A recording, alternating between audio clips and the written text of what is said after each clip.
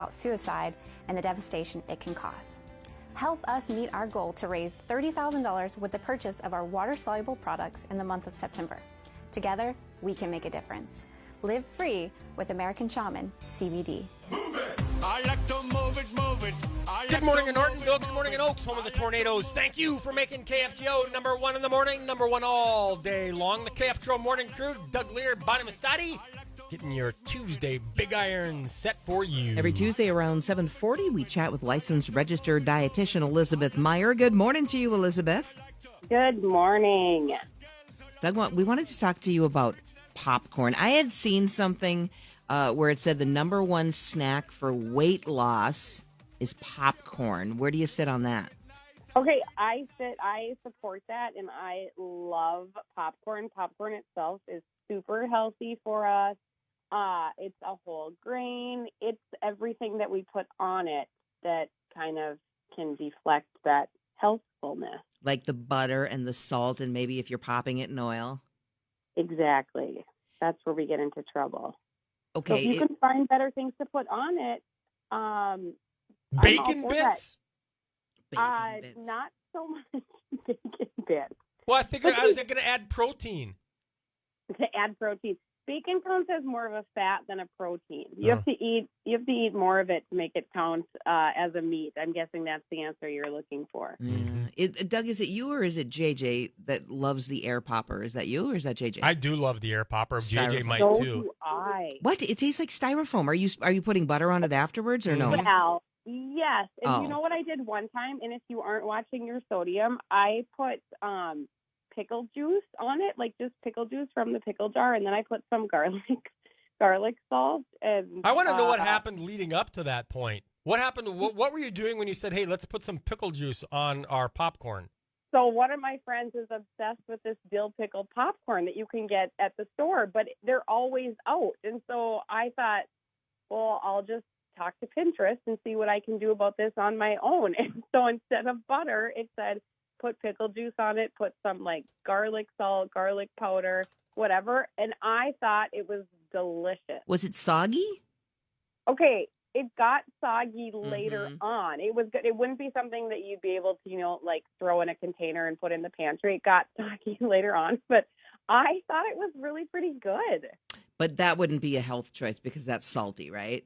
Right. So depending on what you're looking for. If you're looking to cut back on fat, then that would be an option if you made it in the air popper. But otherwise, I mean, putting butter on your popcorn is okay, but just remember how much you're putting on. I made popcorn the other night and didn't care at all about calories that day, so there was a lot of butter on it. So just be careful what you're doing. And some people will put cayenne pepper. I don't know how people can eat just popcorn with no butter on it. But if you did, say you just did air popper and you didn't put butter on it, could you do unlimited?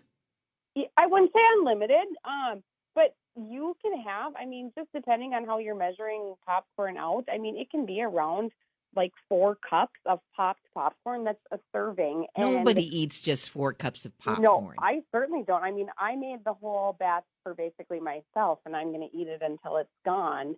But it is kind of one of those snacks that can go a long way because it is lower calorie as long as you aren't putting a bunch of stuff on it. Maybe somebody has something delicious that they want to text you guys and you can tell me about later. But I wouldn't say anything unlimited other than, of course, like most vegetables. But popcorn is a good snack that can go a long way. Interesting. Another thing I saw, Elizabeth, was the things we really should be counting. Instead of counting calories, we should be counting other things like the amount of water we're drinking, fruits and veggies, the amount of activity that we do. I'm going to guess this is licensed registered dietitian approved.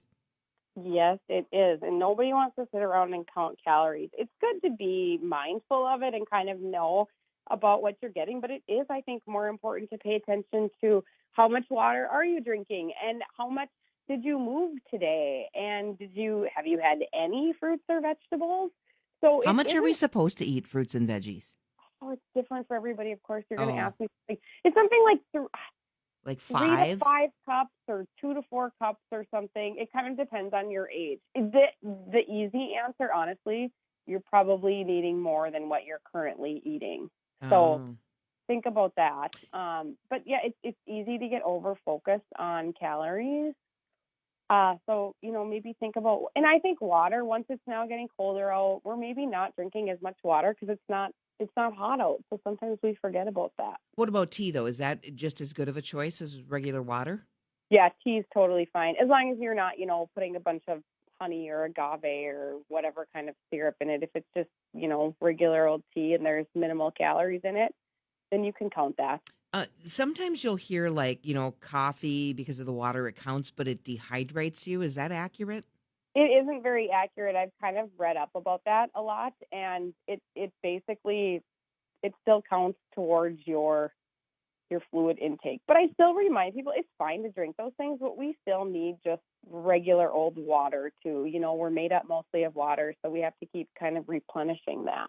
What about if you do water? Because I'm thinking as it gets colder, the winter months, a lot of us like to drink something warm. But what about just plain water and then maybe add some fresh lemon or lemon, I guess, artificial lemon drops or whatever in it? You could totally do that. And I know there's people that just, drink. When I worked in a restaurant, I was always surprised at the amount of people that were just ordering hot water to drink, and they'd want some lemon with it. I would never do that, but if you want to do that when it's cold and that's what warms you up and you like, go for it.